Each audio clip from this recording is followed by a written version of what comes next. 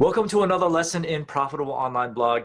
Today we are going to show you how to find the right topic for your blog. So Steve, when you first got started, you actually knew what you wanted to talk about, but it's not that easy for everybody, don't you think? Yeah, for me, the topic was already a given because I already started documenting our journey. But for a lot of you, you might have problems figuring out what you actually want to write about. So in this lesson, we're going to walk you through an activity that will help you determine what topic is best for your blog if you're undecided. So don't forget to download the PDF worksheet below and we'll get started. So the first thing on your worksheet is to take a couple minutes and write down 5 things you could talk about all day, every day. And this should be something that, you find yourself just naturally talking about to friends, to colleagues, when you're with people at dinner. What are things that you talk about? So write down 5 different things. Steve, can you name one that you talk about all the time?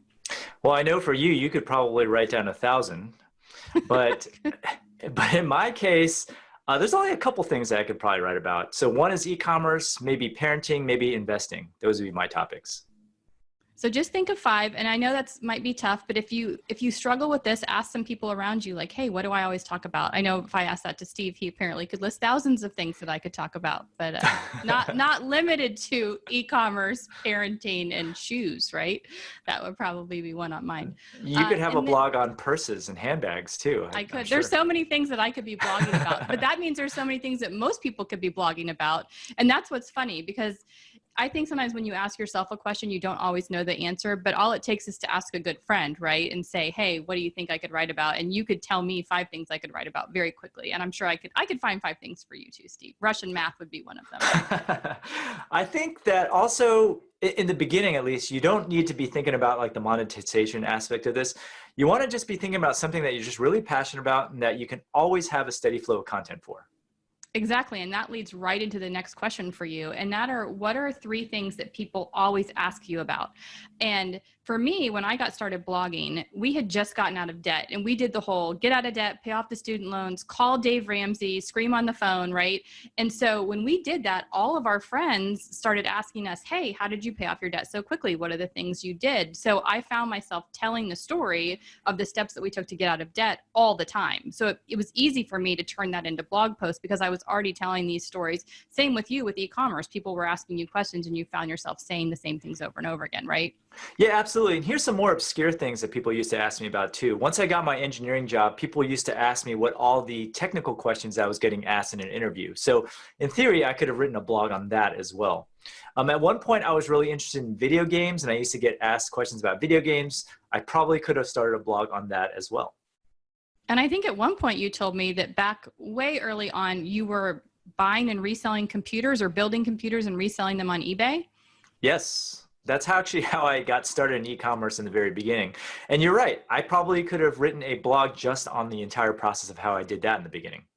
So that's something to think about, because I think sometimes we think about, well, I'm an engineer, right? So I should write about things that helped me get an engineering degree or helped me get an engineering job, or, we got out of debt. But, you were really passionate about selling on eBay and doing this computer thing. And you told me you were going to seedy parts of town to find these computers. And that actually would have made amazing content, right? For a blog, is telling people how you built this business and how they could build it too. So I think when you're thinking about this, it doesn't just have to be your job. It could be a hobby or some quirky thing that you're doing that people might not know about, right? In case you guys are interested, that story that Tony is talking about was, so I used to buy and sell computer equipment. And one time there was this computer that was in this really shady part of town, which I didn't actually know about. And I ended up going there. I was wearing a Stanford sweatshirt. I was wearing glasses. I just totally looked like this Asian student. And I walked there, and it turns out that the computer I wanted to buy was from this pickup truck that was just standing out. And there's these guys out there standing from the pickup truck saying, hey, you here for the computer? And I was like, yes. And then like, it was all ghetto. The wires were cut on the computer and everything. And I was so afraid that I just ended up buying it without even trying it. So basically what I hear you saying is that you were buying stolen goods out of the back of a pickup truck. But honestly though, I'm sure most people have those types of stories, right? Maybe they're not, going to seedy parts of where I forget where you are, Northern California, right? Yes. So people are going to seedy parts of Northern California, but I think there's probably a lot of experiences that people have that they could write about endlessly. Yes, as you have with your blog at The Happy Housewife. So take a couple minutes and write down 3 things that people ask you about, or maybe that people aren't asking you about, but you know that you're really good at, even if it's buying stolen computers from a seedy part of town in Northern California. So, and after you do that, the next one is going to be really tough because most people really struggle with this, but write down 3 things that you're amazing at. And I don't know, I think I would have trouble saying 3 things that I'm amazing at because I think most people struggle finding their own strengths. What do you think, Steve? Are you sure about that? That you would have problems finding 3 things that you're amazing at? Because you tell me what you're amazing at all the time. Well, We mentioned this in lesson number 1. You don't have to be absolutely the best at anything in order to be able to start a blog on it. You just need to know more than the person that you are writing to. And so as you're taking part in this exercise, just think of things that you're good at or things that you feel like you're better than average at. absolutely. And when we got out of debt, we weren't amazing at getting out of debt. We just followed some steps. And what we were actually amazing at is being disciplined, right? So think about something that you're good at, that you're probably better than somebody else. But you're right, Steve. It doesn't have to, you don't have to be an Olympic gold medalist in anything to write about it. So just to give you a quick example, I've been playing Ultimate for almost 20 years now. Probably not the best player, but I could probably put out a decent blog on Ultimate strategies. And if you're really struggling at this, I actually had a friend who was struggling trying to do this for a work project. And he emailed several of his colleagues and said, hey, when you think about me, what are 3 things that you think that I'm really good at?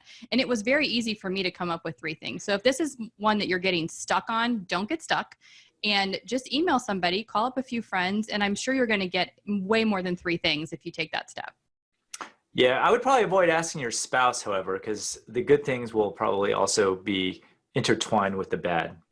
Well, you won't get through this blog course if you ask your spouse that question. So just stick to your friends and colleagues and you'll be good.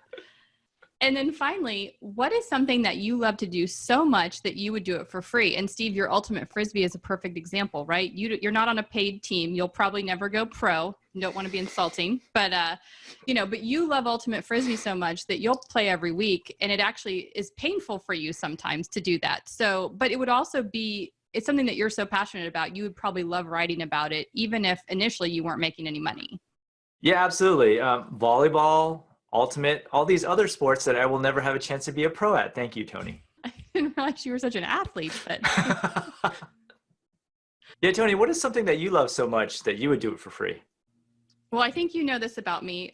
I love to refinish furniture. So, and actually for me, it's a stress reliever. If I get upset and I'm angry at somebody or I'm angry at a situation, I'll actually just go take a piece of furniture out of my house, put it in my garage and start remodeling it or refinishing it. And actually something I've incorporated on my blog over the years because I love doing it. And it's something that I would happily do. I'm never going to do this as a business and sell furniture, but I love doing it. And it's very easy for me to write articles about it because it's something that I get a lot of fun and joy out of. Once you finish filling out that worksheet, I guarantee you're going to see a theme of the things that you've written down. And from that list that you've just created, look for 1 to 3 things to pull out as maybe what you could be blogging about. And remember, at this point in the process, just brainstorm things that you actually want to write about. Don't worry about monetization. Don't worry about all the things that you can be writing about. Just focus on the 1 to 3 things that you feel very passionate about or interested in. I know for you, Steve, when you got started, you basically documented your journey step by step of how you got started selling online and all the different strategies and tips that you use to help build your business. Yeah, and at the time there were other people doing the same thing, and that didn't really stop me from doing it.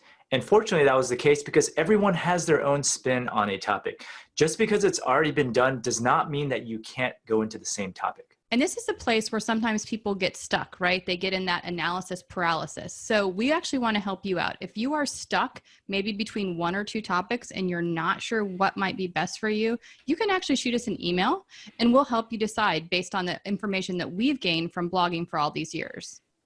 Yeah, absolutely. If you send us a couple of topics, we'll go ahead and we'll do some of the keyword research for you, and we'll let you know whether it is a topic that is actually worth going into in the first place. So I want to encourage you to really move forward after this step. Steve and I know so many people who have great ideas but never actually execute them. And it's really important that you don't get stuck in this very initial research phase. And what I think it's important for you to remember is that we're here to help you throughout the entire process. When Steve and I got started, people weren't writing about how to start a blog. They weren't writing about how to build a business online. And so you have a huge advantage, is that we're here to help you with some of these decisions and to show you step by step all the processes that we use to help build our online businesses. Yeah, and I want you guys to take advantage of the support. We are here to answer your emails 24/7, and we are here to serve you during office hours as well.